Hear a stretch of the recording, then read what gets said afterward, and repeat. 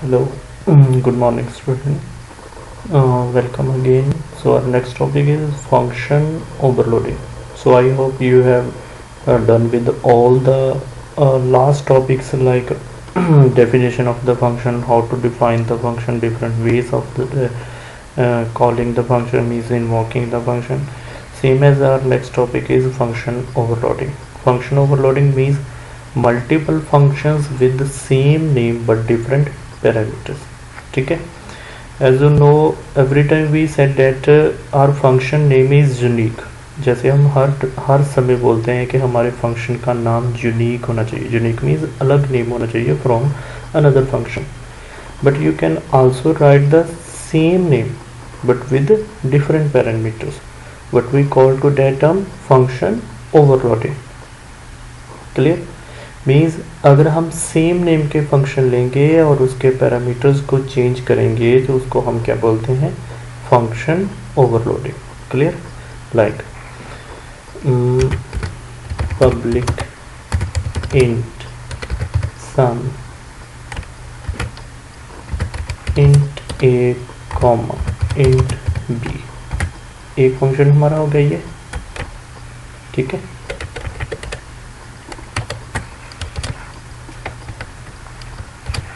दूसरा float A float B means within the same programme.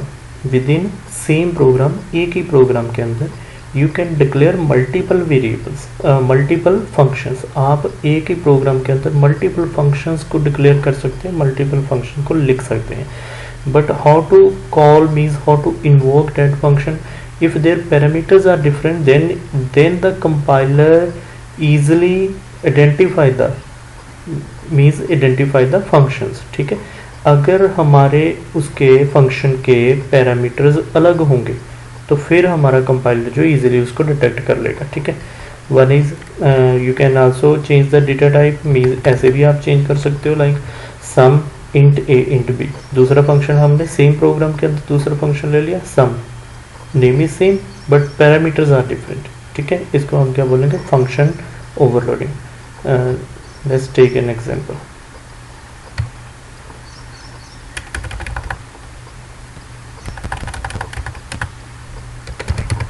Some int A int B.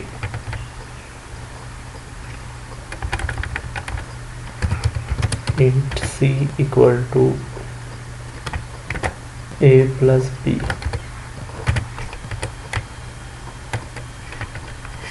and print the value of c.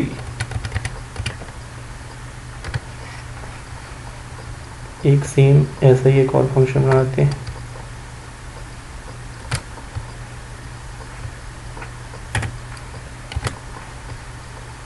इसके parameter change कर देते हैं. Int A int B int C, तीन ले लिए.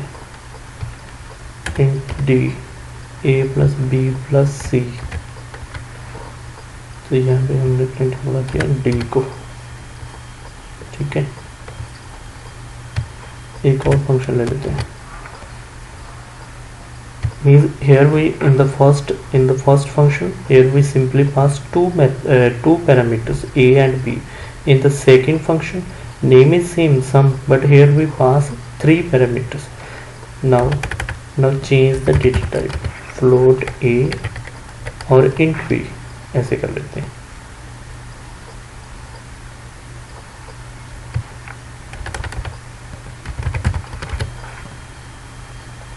ठीक है.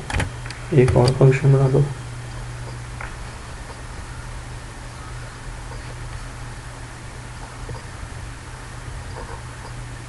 एक दो हो गए, तीन हो गए. फ्लोट इंट हो गया.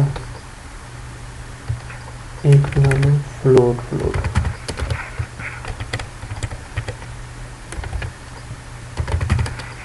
फ्लोट ए फ्लोट बी और यहाँ पे लिखते हैं float.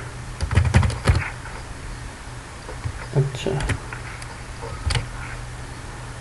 Means how can we differentiate the functions. Means हम एक फंक्शन को दूसरे के साथ कैसे डिफरेंट बना सकते हैं उसको. One is by using the number of parameters, by using number of parameters like here int a int, here we take two parameters, हमने यहाँ पे क्या लिया, दोनों इंटीजर के हैं लेकिन हमने दो ले लिए. Okay, in the second case we take here three parameters, तीनों ही इंटीजर के लेकिन हमने मतलब तीन ले लिए, वहाँ पे दो थे, यहाँ पे हमने तीन लिए एक दूसरे से अलग करने के लिए. In this case we change the data type, एक ही हमने डेटा लिए, हमने दो ही है, यहाँ पे भी हमने दो लिए थे, दोनों की डेटा टाइप इंट थी, लेकिन हमने यहाँ पे इसको अलग बनाने के लिए, चेंज करने के लिए क्या किया, यहाँ पे एक फ्लोट ले ली, एक इंट ले ली, और तो इसके अंदर हमने क्या कर लिया, फ्लोट कर लिया, मीन्स दोनों की डेटा टाइप फ्लोट कर ली. इसके अंदर देखो, इसको हम रीअरेंज भी कर सकते हैं ऐसे, जैसे इंट ए ले लिया इसको और इसको फ्लोट बी ले लिया. यहाँ देखो फ्लोट ए इंट बी, ये हमें क्या कर लिया, int a float B. Means how can we differentiate, how can we make the function different from each other, कैसे फंक्शंस को एक दूसरे से अलग कर सकते हैं. On the basis of, one is on the basis of number of parameters, यहाँ पे दो ले लिया, यहाँ पे तीन ले लिया. Okay, on the basis of parameter. Second on the basis of data type, on the basis of, यहाँ पे हमने दो ही लिए, फर्स्ट वाले के अंदर भी हमने दो पैरामीटर ही लिए बट इनकी डेटा टाइप को चेंज कर दिया. Okay, on the basis of number of parameters, on the basis of data type, और rearrange the parameters. Rearrange the parameters कैसे हमने किया, यहाँ पे हमने दो लिए, एक फ्लोट इंट ले, लेकिन इसके अंदर हमने क्या किया, इंट पहले ले लिया, फ्लोट बाद में ले लिया, मीन्स रीअरेंज हो गया. ओके, अब आओ कॉल करवा के देखते हैं.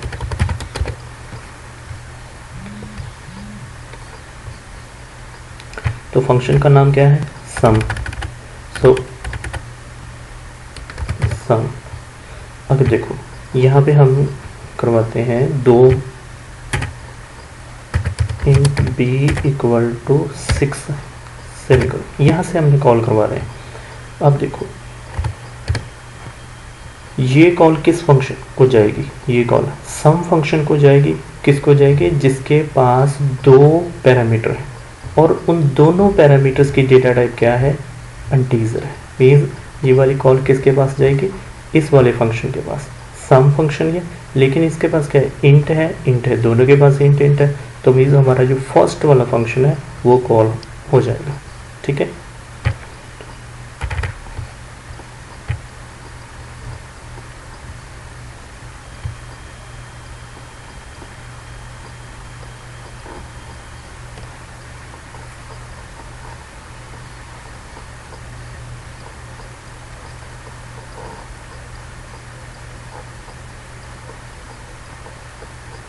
in this program we create 1 2 3 4 5 function. देखो ये आंसर आ गया 16 10 प्लस 6 इक्वल टू 16. कौन से फंक्शन को कॉल हो गया, फर्स्ट वाले फंक्शन को. ठीक है, अगर हम यहाँ पे तीन पैरामीटर पास करते हैं, जैसे इंट सी इक्वल टू 12, तो यहाँ पे हमने तीन पैरामीटर्स पास कर दिए, ए कॉमा बी कॉमा सी, तीन को कर दिए. अब कौन से फंक्शन को कॉल जाएगी, अब ये वाले फंक्शन को कॉल जाएगी और किसी को नहीं जाएगी. ठीक है, ए प्लस बी प्लस सी, ये तीनों के पास को, ये सेकंड वाला जो फंक्शन है इसको कॉल जाएगी, फर्स्ट वाले को नहीं जाएगी, क्योंकि कंपाइलर खुद उसको देख लेगा.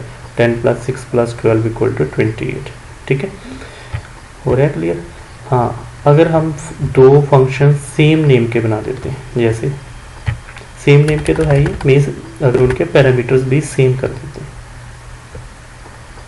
तो कंपाइलिंग टाइम एरर आएगी इसकी.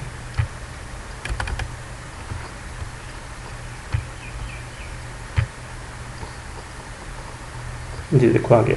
ठीक है, ये uncompilable source code method sum int is already defined in class. ठीक है, कहता है कि ये सेम नेम का फंक्शन और सेम पैरामीटर्स वाला फंक्शन ऑलरेडी अवेलेबल है, तो मैं किसको कॉल करूँ.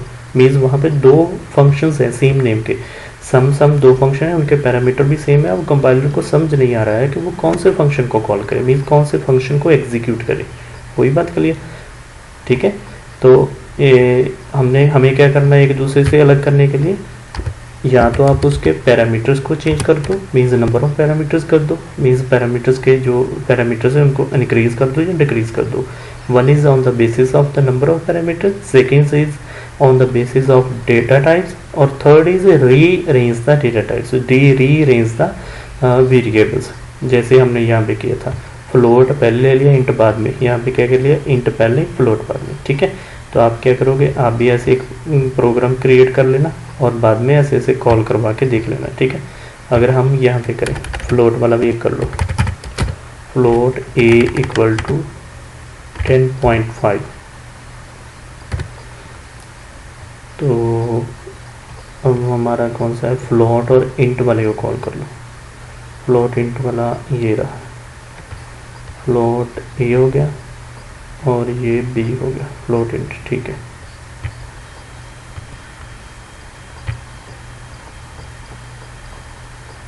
ये देखो 16.5, फ्लोट 10, 10.5, 10 प्लस 6 16.5 आ गया। ठीक है, ओके बेटा, so that one is our function overload. Function overloading means functions with same name but with different parameters. One is this, second is how can we differentiate the functions with each other.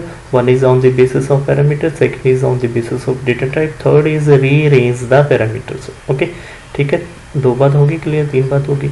अब next is your one more topic is there, क्या बोलते हैं उसको, static and non static function, static and non static function. How to create the static function, we create the static function with static keyword, with static keyword. Okay, means अगर आपने static keyword use किया then no need to declare the, no need to create the object here. ठीक है, अगर आपका function static है, if your function is static then no need to create the object of the class. okay, तो आप कैसे function को call कर लोगे, आप क्लास के नेम के साथ फंक्शन को कॉल कर लोगे। जैसे हम इसको कर देते हैं, नॉन स्टैटिक बना दिया, ओह सॉरी स्टैटिक बना दिया, स्टैटिक बना दिया, स्टैटिक वॉइड सम, तो क्लास का नाम क्या है, क्लास 10 फंक्शन।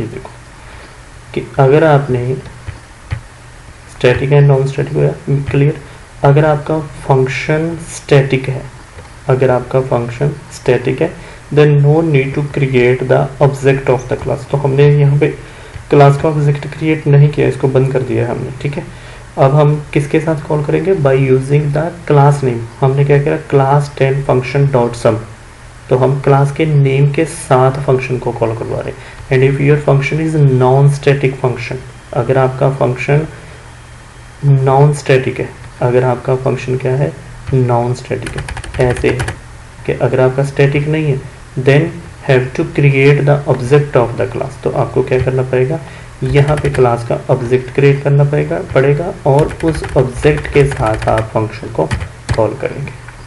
होगी बात क्लियर? ठीक है, थैंक यू बेटा।